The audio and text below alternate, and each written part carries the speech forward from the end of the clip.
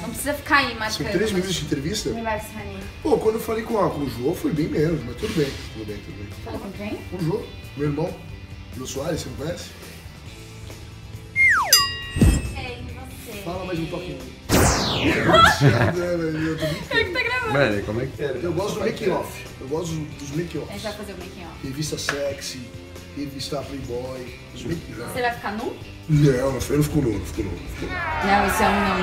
Não, acho que não. Esse é um tipo não. Calling all the basic bitches. Calling all the basic bitches. There's a new announcement. Tem uma distinção aqui, velho. Basic. Agora deu, entendeu? A coercibilidade biconexa e profilática, você não acha também que... Você sabe o que significa todas as palavras ou você só achou elas no dicionário? Connoisseur.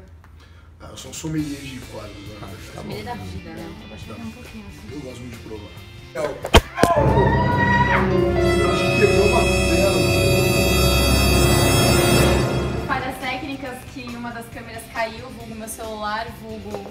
Pô, agora Né? que eu fiz a barba hoje de manhã, olha como tá, meu. Quebrou?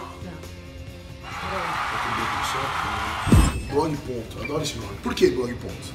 Mas eu não sou entrevistada no momento, depois a gente faz isso aí.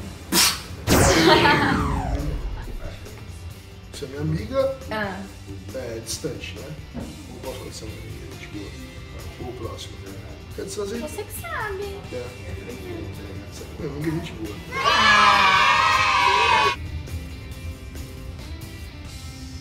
Favor, hein? Favor, hein? Enfim. Queimando essa porra toda sobre. Você vai dar uma garrafada, cara. Aí não.